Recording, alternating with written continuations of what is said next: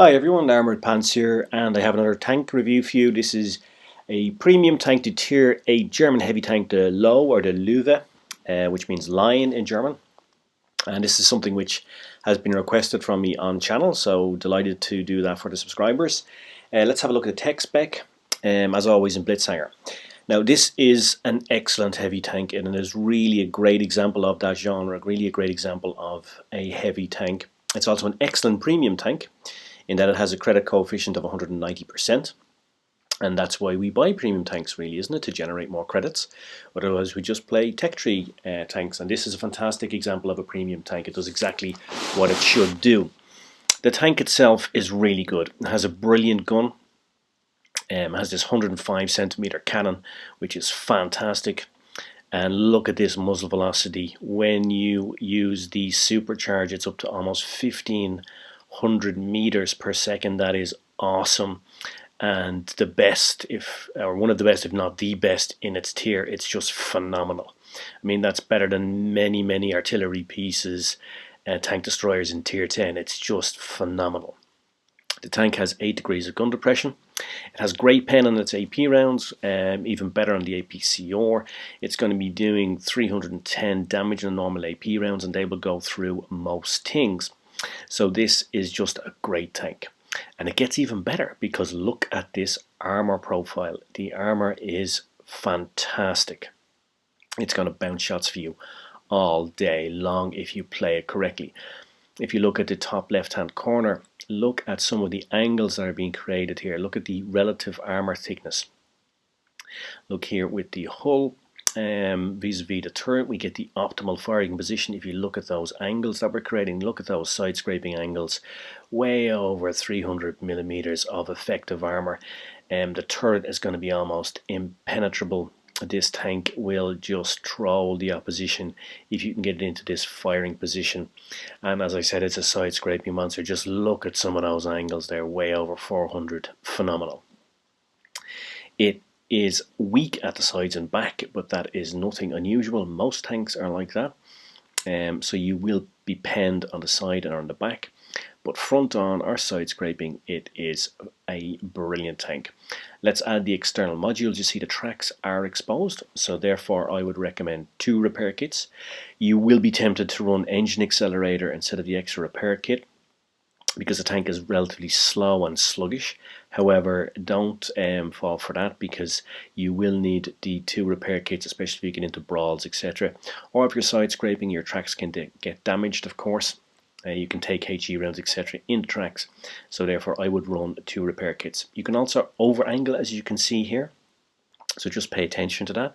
The angles here, perfect, but if you over angle, you will get penned, especially by big tier 8 or tier 9 guns, so just pay a little bit of attention to that. Now, as we see, front on, look at that against a tier 7. It's just a bully boy. Against tier 8 too, and even against tier 9, you're going to hold your own front on. And if you create the angles that we looked at above, you will see that you will be extremely difficult to damage. This tank was an experimental heavy tank, which never saw the light of day. Unfortunately, it never made it beyond blueprints. But it is a really good example of a heavy tank, and it would have been perhaps nice to see it actually in action, to go and visit in the museum.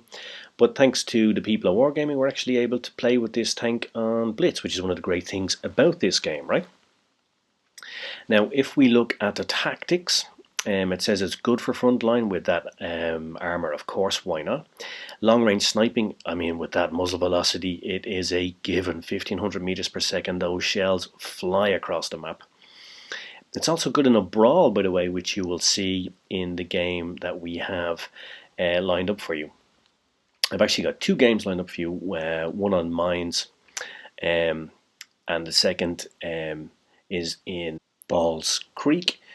Both very good games in the Louvre, both I think first class mastery badges. Now, just to recap, the tank has great gun. It's relatively sluggish, which is mainly its only drawback, I think. Fantastic armour, brilliant turret, 8 degrees of gun depression, which allows you to use that turret. So, you know, it is overall, I believe, a great tank. Now, on this map, we are going to see a heavy tank flanking strategy that I do often on this map. It's not possible on all maps, of course, but I do on this map. I may have mentioned to you before that, you know, one of the things I recommend, particularly for new players, is to practice the lower tiers, practice strategies and different techniques.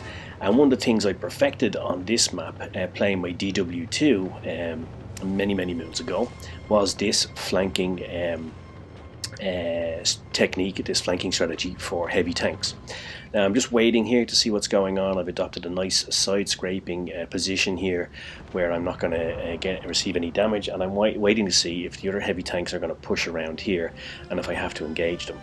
I'm looking at the mini-map. I know that their heavies now have been spotted on the other side of the hill, so therefore I can go for the patented armour pants heavy flanking strategy for mines. So, by the way, as you know, the tank is not this fast. I just speeded it up now. Now we are in position. Now let the games begin. Boom, boom. Now I am just going to unleash hell onto these poor guys. I am safe. I have a big rock formation in front of me, and I can just pump damage into these guys. They are side on, or they have their back to me, so this is just a damage farming exercise now for me. This really is what you would call a target rich environment. I'm also getting some XP for spotting here. I spotted my compatriot, the other Lowe. I'm going to push back now, stay in cover, and I'm just going to pump damage into these guys. And this tank, because of its 8.2 second reload, is just allowing me to take full advantage of the position that I've moved into. I drop adrenaline too, just to get some extra shells loaded. You can see I am just, you know, I'm spoiled for targets here. Now this heavy tank flanking maneuver doesn't work in all maps, of course. The distance is too far to get around, you can get exposed, etc. Just on this map, because you have the houses for cover and then you have these rocks for cover, it is something that works. And as I said, it's something I spent a long time perfecting just with my DW2. DW2, of course, in Tier 4, when it was a tech line tank, was very forgiving and allowed you to make some mistakes. And it's not something you can do all the time, even on this map, because it also depends on what the opposition do. But if they do not push along the heavy corridor to their right, to your left on the map, then this is what you can do, and you can wreak havoc, as you see I am doing here. And I don't know whether or not we would have won this game otherwise, but certainly once I adopted that position, this game was done and dusted. It was over, because these guys are all exposed, they're all caught out in the open, and they are just being mopped up now. It's down to 4v3 now, and I'm just going to clean up the rest of them, I think, and that is game over. So you saw here some of the strengths of this tank. The good gun depression allowed me to fire over the hill.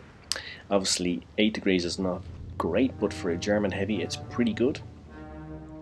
The fast reload just over 8 seconds allows me to pump out some damage, and we saw how reliable, how good the gun is in selecting targets. There's another example there. Just, you know, every time you are just going to drop those targets. Again, really accurate, very reliable gun. Just using AP rounds, don't need APCR. Drop the adrenaline, and I'm really able to put in a lot of rounds, and there we go, clear the last heavy. Ironically, my own compatriot, the Lowe, on the other team, and there are 4 kills.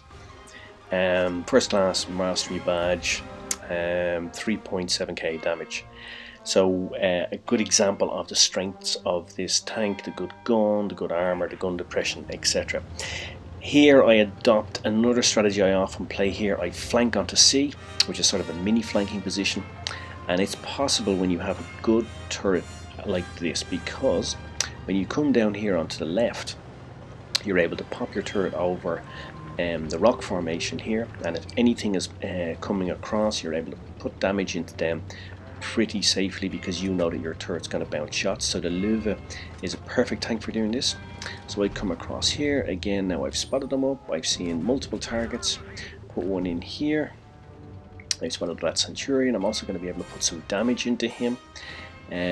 So this strategy here really works out well, particularly, as I said, if you have a tank like the Lowe that has this fantastic turret armor. Put one into VK. Again, I don't have to expose myself, I'm only showing my turret. Come back again, I just show my turret. Again, put one into him. Bounce off the turret. You see, that's why it's important to have a strong turret for this strategy. I do take one eventually from him, but you know, it's well worth it for the amount of shots I put into him. And watch this gun handling here. This is just a thing of beauty. Look at that. Bam. Clear him. Now, this is not possible on all tanks. Just the gun handling on the Lowe is just beautiful. The 105mm cannon is just phenomenal. And here we see another example of what's great about this tank, the side scraping. Bit of mobile side scraping here, move up, create that angle, bounce that shot. Again, move up, and then I'm creating those red angles, you know, over 400mm of effective armor created there on the side, as we looked at during the tech spec. Beautiful bounce, roll back, bam, put one into him. Now I'm in a 2v1 brawl. And you'll just see how effective the tank is. You see, as I move, make it difficult for the Patton to get a shot on. Target selection, clear that VK. Now I make it difficult. The Patton has to take his time. He took so long getting his shots on target. And then I get some help in the end, and we clear him off. So a really good example of the strengths of the Lowe there. Bouncing shots, creating difficult angles, difficult targets for your enemy, and then the gun itself, my gun, not missing, penning every time, pumping in the damage. Again, you see the gun handling there, really beautiful stuff. Again, just normal AP rounds I'm able to put into the front of this IS, goes through, not a problem. And then look at this for gun handling, look at this, it's just beautiful. Look at that final kill. You wouldn't do that with a lot of heavy tank guns, but on this Lowe it is just absolutely beautiful. It is a thing of beauty, it really is.